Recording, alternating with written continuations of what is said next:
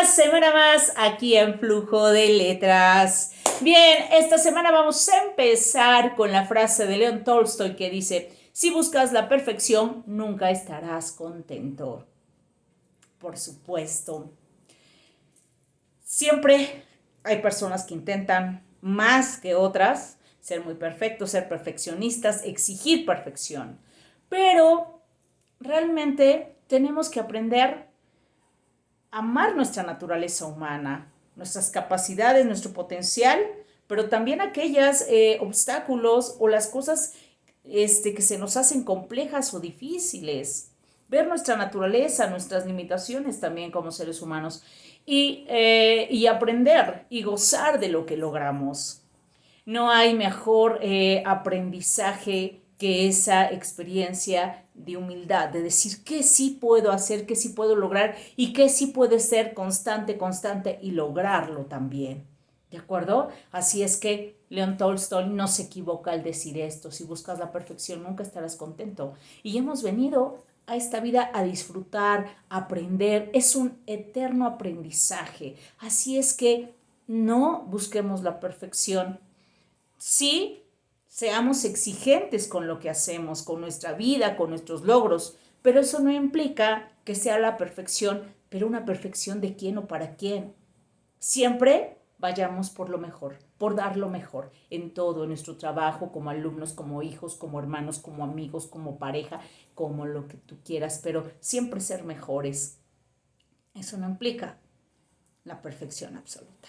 Bien, esta semana, por ahí una disculpa, ya tenía unos días, realmente ha sido un mes ajetreado, festejos, también por otro lado, evaluaciones y demás en cuestión laboral, entonces me perdí un poquito. Aquí estamos nuevamente retomando y esta semana me lo había dejado en el tintero este escritor, ya lo había mencionado en otros programas de Flujo de Letras, había yo dicho, denme tantito tiempo, estoy pensando, voy a trabajar a Octavio Paz en su momento porque lo he comentado, él ha tenido pues relación con otros escritores. Y uno de los primeros programas fue el de Elena Garro y este escritor tiene mucho que ver con Elena Garro. Voy a hacer un comentario general, va a salir a colación. Y bueno, ¿quién es ese gran escritor, ese gran intelectual? Es Octavio Paz. Él nace en México el 31 de marzo de 1914.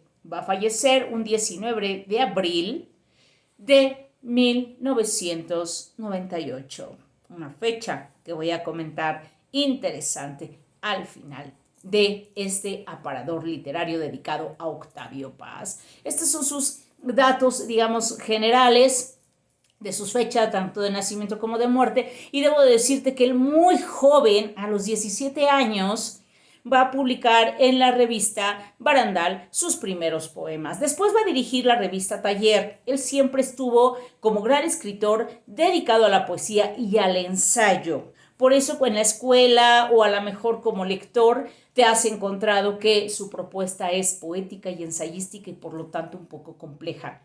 Compleja porque no solamente aborda, en el caso del ensayo, textos o ensayo artístico, sino ensayo también científico, teórico, en la cuestión lingüística, en la cuestión histórica. Entonces, hay que estar preparados para ese bagaje cultural o ese contexto que nos da, pero no por eso imposible de que puedas leer y acercarte a él. Y la poesía, insisto, no solamente se trata de que digamos, ay, suena muy bonito, es maravillosa, es preciosa. No, realmente porque lo es. ¿Dónde está ese goce y ese impacto estético que nos provoca la poesía de manera general y obviamente la poesía específicamente de Octavio Paz? Una poesía compleja, en el texto de Piedra de Sol, maravilloso, extraordinario, pero muy crítico y agudo también, con algunos personajes literarios, con algunos escritores, algunos contemporáneos. Y por eso digo, aquí va a salir un poquito el lavadero literario, como tiendo a llamarlo. Pero bueno, retomando, él obviamente estos van a ser sus dos pilares, el escribir poesía y el escribir ensayo. Va a tener también la oportunidad de codearse con poetas españoles, aprender, tener influencia de poetas españoles, también como la influencia de este chileno Pablo Neruda. Él va a dedicarle un texto poético a la Guerra Civil Española llamado No pasarán. Más adelante también él se va a estar involucrando cuando entra al servicio exterior en México, es enviado a París, conoce a varios artistas surrealistas, obtiene una beca, un año se va a Estados Unidos, también tiene otra perspectiva de ver a México desde fuera.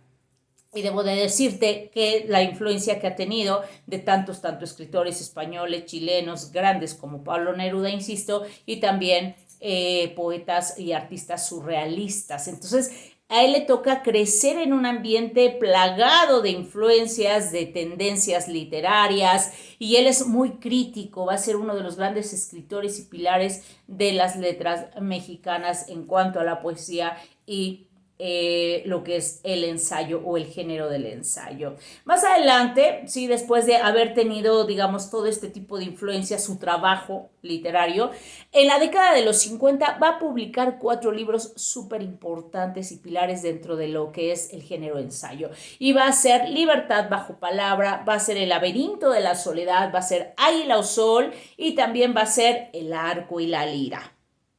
Debo mencionarte, supongo que para muchos han escuchado el título de El laberinto de la soledad, donde es un retrato, donde hay obviamente una crítica a lo que es la historia de México en varios ensayos, el pensamiento del mexicano, la sociedad y la cultura y las tradiciones. Debo mencionarte que Día de Muertos es un ensayo bastante interesante, habla de esta tradición, pero al que me voy a ir es al de Los hijos de la Malinche, donde va a hablar y va a haber un acercamiento lingüístico, semiótico y semántico en el término de chingada. ¿Sí? Va a ser un análisis histórico y demás. Aquí es donde el ensayo como género se transforma en un género complejo para abordarlo, porque debes de tener un bagaje cultural, debes ser un investigador del tema al que quieres referirte para lograrlo. Y es lo que hizo Octavio Paz, siempre fue un estudioso, investigador,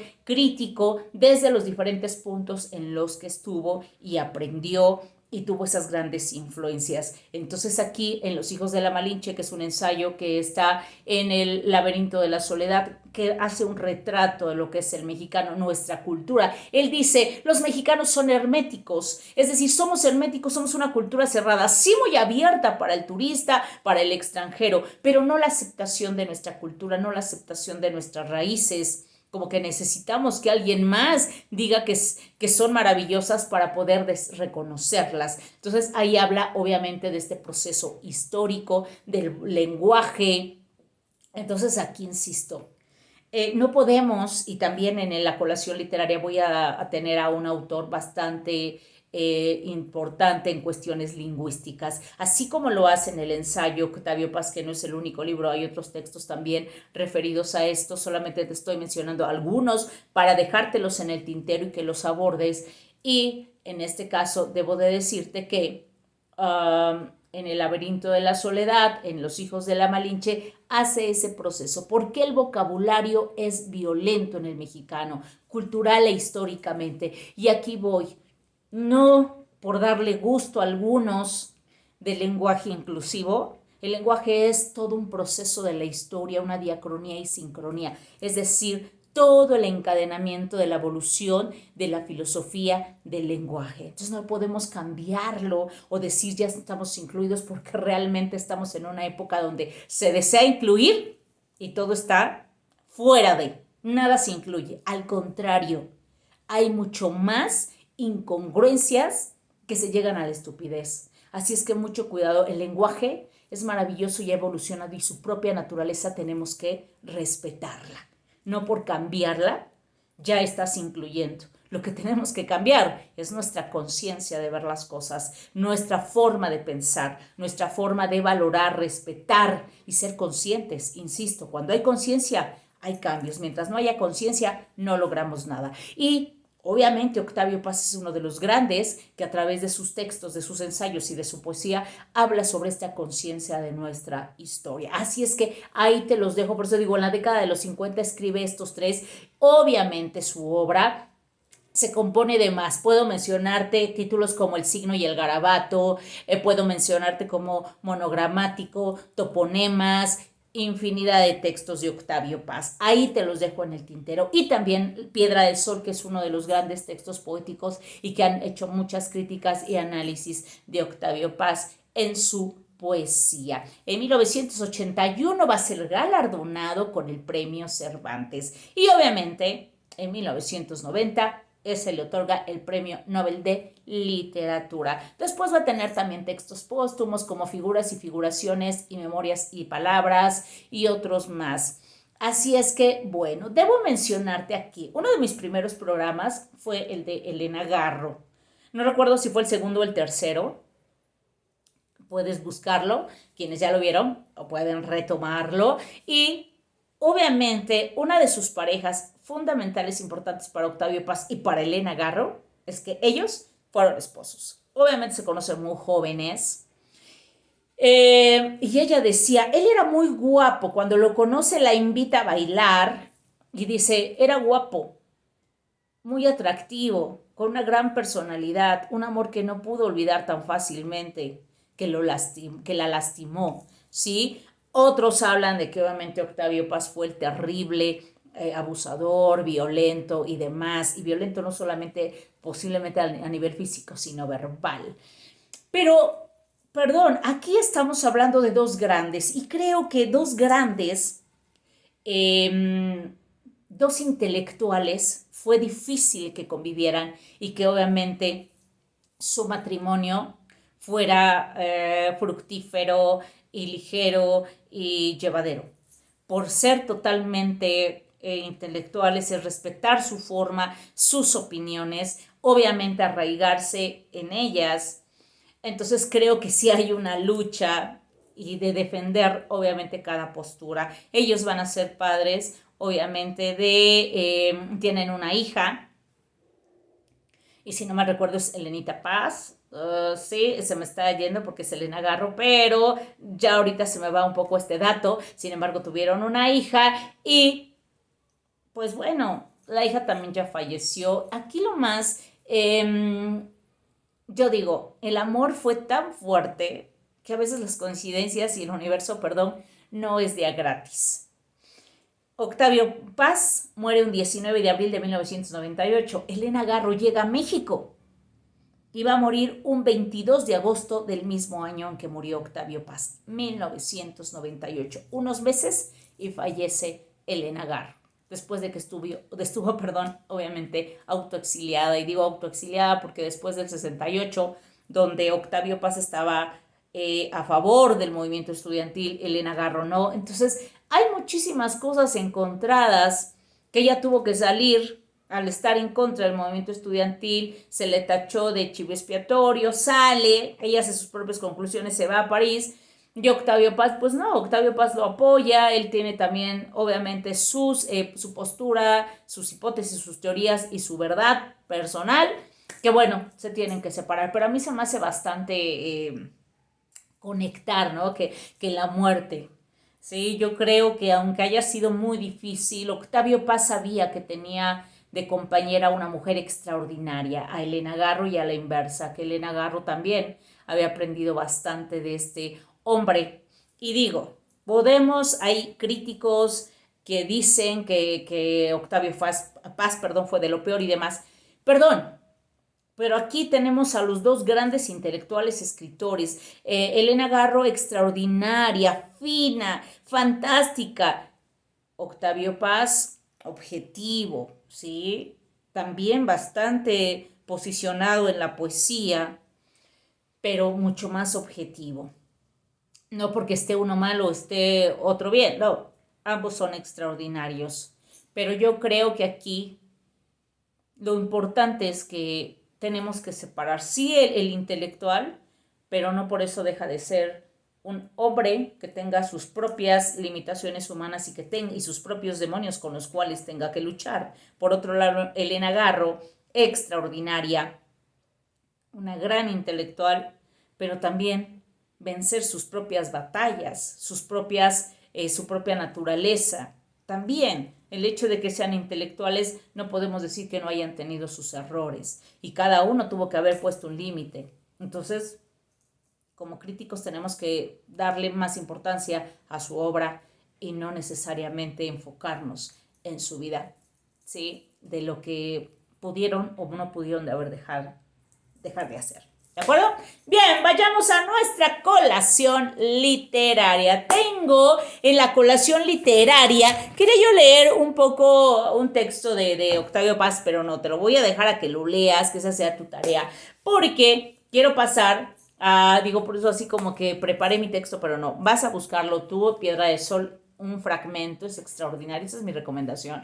A lo mejor para muchos van a decir, es muy compleja y difícil. Olvídate un poco de lo complejo, simplemente atrévete a leer, a ver la propuesta. Hay incluso versiones de Piedra de Sol que vienen comentadas. Entonces te puede ayudar a que tú vayas enfocando, que vayas comprendiendo, o si no, después leerlo tal cual y después comprarte una versión editorial de esta manera y ver la crítica, ¿sí? Y ver qué tanto lograste como lector. Bien, ¿quién tenemos en nuestra colación literaria? Augusto Roa Bastos, un escritor, periodista paraguayo. ¿Por qué lo menciono y por qué se va aquí? Él, una de sus obras magníficas va a ser Yo, el Supremo, que va a estar obviamente basada en uno de los dictadores de Paraguay del periodo de 1814 a 1840. Un dictador donde en esta novela va a caracterizarlo, pero también algo bien importante. Nos va a hablar de ese español paraguayo, sus deformaciones, sus frases chuscas, ¿sí? Los fenómenos, los cambios, la evolución lingüística. Entonces, por eso digo, no podemos cambiar por capricho de unos cuantos, porque si lo mencionan, si utilizan, si cambiamos el artículo o demás, ya estamos incluidos, perdón. El lenguaje español es perfecto, no necesita modificaciones.